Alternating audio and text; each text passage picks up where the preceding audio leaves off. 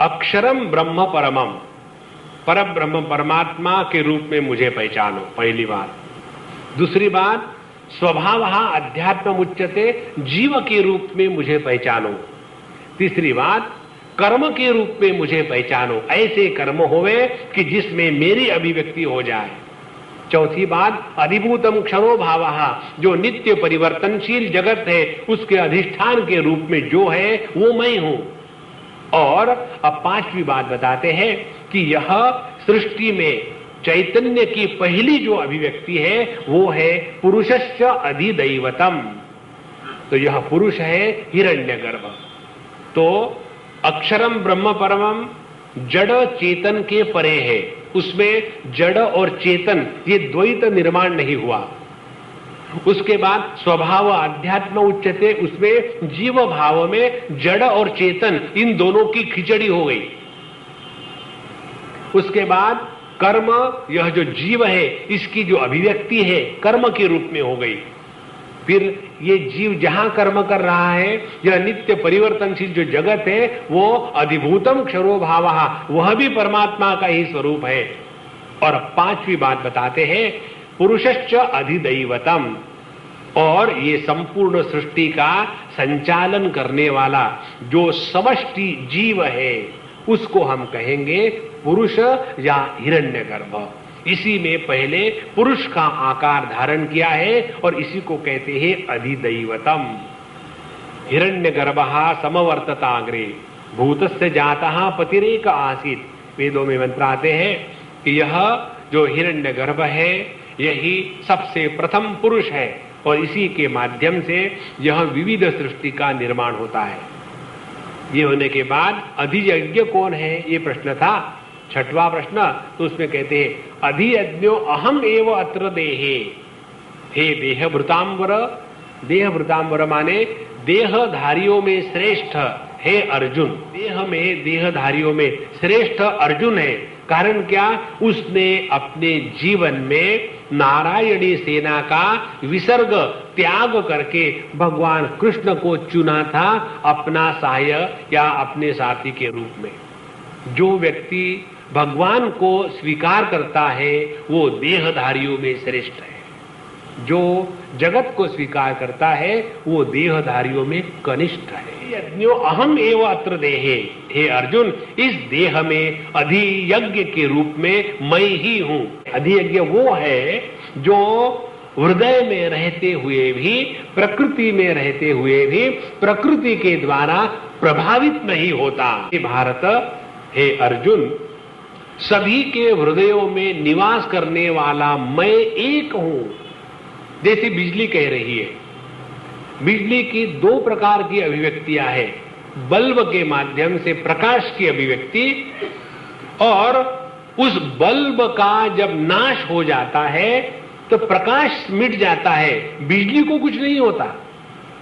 उसी प्रकार से हृदय में निर्माण होने वाले सुख दुख जो है इसके द्वारा जो प्रभावित नहीं होता वह अधियज्ञ मैं सबके हृदय में हूं, उसको पहचानो बाबा। यही है अपने जीवन का सार्थक्य। यहां भगवान ने ये 6 बातें बताई। पहले निर्गुण निराकार परमात्मा, फिर जीव के रूप में परमात्मा को पहचाने, फिर कर्म के रूप में परमात्मा को पहचाने, फिर जगत के रूप में परमात्मा को पहचाने, जगत का निर्माण करने वाला हिरण्यगर्भ ब्रह्मा जी उसके रूप में परमात्मा को पहचाने, और ये परमात्मा जो दूर दूर था वही अपने हृदय में है, बाहर नहीं है कहीं। ऐसा ही विचार 15वें अध्याय में भगवान बताते हैं। यद आदित्यगतम तेजः, सूर्य में जो प्रकाश है वो मेरा प्रकाश है। जो सूर्य को देखने के बाद हमको भगवान की याद आवे, उसके बाद और नजदीक आ गए। चंद्रमसी, जो चंद्रमा का प्रकाश है वो मैं हूं, तो वहां से और नजदीक आ गए। उसके बाद और नजदीक आ गए, कहां, जेब में, लाइटर में। यच्च अग्नौ, जो अग्नि का तेज है वो मैं हूं। देखो कितने नजदीक नजदीक भगवान आ रहे, सूर्य से निकले और लाइटर में घुसे। उसके बाद ये जो पृथ्वी को धारण करने की शक्ति है वो मैं हूं। फिर पृथ्वी में जो अन्न पैदा होता है उसका जो रस है वो मैं हूं। वो रस को खाने वाले, तुम्हारे पेट में पचाने वाला मैं हूं। तो मैं केवल पेटू नहीं हूं, सर्वस्य चाहम हृदय सन्निविष्टः, मैं सबके हृदय में निवास करने वाला हूं।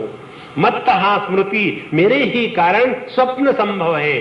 मत्तः ज्ञानम, मेरे ही कारण जागृत अवस्था के अनुभव संभव है। और मत्तः अपोहनम च, मेरे ही कारण सुषुप्ति अवस्था संभव है। यह जो शुद्ध मय है वह है अधियज्ञ देहेस्मिन् देहभृतांबर।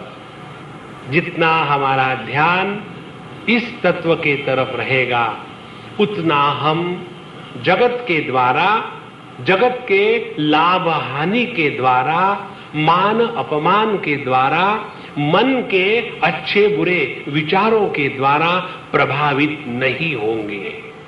अंतकाले च माम एव स्मरन् मुक्त्वा कलेवरम, जब प्रयाति स मद्भावम याति नास्त्यत्र संशयः।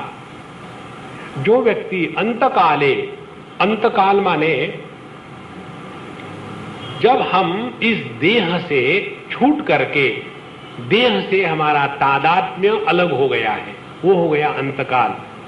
दूसरी बात, माम एव स्मरन, केवल मेरा ही स्मरण करना है, माम एव स्मरन। दूसरी बात, स्मरन एव, इसके लिए दूसरा कोई विकल्प नहीं है। भगवान का नाम स्मरण अखंड चलता रहे। तो मुक्त्वा कलेवरम, कलेवरम माने देह, जब हम अपने देह को त्याग देते हैं, यहां प्रयाति जो इस प्रकार से निकल जाता है, सहा मद्भावम याति, वो मेरे भाव को प्राप्त होता है। देखो, हम यदि भगवान कृष्ण के भक्त हैं और भगवान कृष्ण का नाम ले रहे, श्री कृष्णा श्री कृष्णा श्री कृष्णा श्री कृष्णा श्री कृष्णा, तो हमारे मन ने श्री कृष्ण इस नाम के अनुसार जो रूप है उसका आकार धारण कर लिया है। वो आकार धारण करने के बाद दूसरा वृत्ति या विचार आने के पहले जब हम अपने देह का त्याग कर देते हैं तो वो हमारे मन का जो आकार है वही हमारा दूसरा जन्म होता है, परमात्मा का जन्म नहीं है। इसीलिए जब हम भगवान का नाम लेकर के इस देह का त्याग करते हैं तो फिर हमारा फिर से जन्म नहीं होता, क्योंकि अब हमारा जो मन है परमात्मा के आकार का हो गया है। हम अपने इष्ट देवता में समा गए। यम यम वापी, वा का तात्पर्य है माने चाहे मरते समय ऐसे भक्त ने मेरा नाम लिया हो, मेरा स्मरण किया हो या न किया हो, वहां का तात्पर्य है विकल्प। माने जो मेरा भक्त है यदि वो अपने भक्ति के द्वारा अपने संतुलन को बना करके आखिरी समय मेरा नाम लेवे या किसी कारण से वो मेरा नाम न ले पावे, डजंट मैटर। भगवान कहते तद्भाव भाविता, मैं उसके भक्ति के द्वारा इतना भावित हो जाता हूं, प्रभावित हो जाता हूं कि मैं ऐसे भक्त को स्वयं होकर के अपने साथ बुला लेता हूं। माने दो बातें निकली। एक बात, यदि नित्य निरंतर अपने जीवन में भगवान का नाम स्मरण अखंड चलता रहे तो उसका प्रभाव ये होगा कि मरते समय भगवान का नाम लेने का प्रयत्न हमको करना नहीं पड़ेगा। लेकिन यदि पूर्व जन्म के कुछ अच्छे बुरे कर्मों के कारण हमारा प्रारब्ध ऐसा है कि हमको बुढ़ापे में जाकर के कुछ रोग हो गया या स्मृति भ्रंश हो गया, तो भी डरने की जरूरत नहीं। हमने जो जीवन भर भगवान का नाम लिया है उसके द्वारा प्रभावित होकर के भगवान स्वयं हमारा उद्धार करेंगे और अपने देश में ले जाएंगे।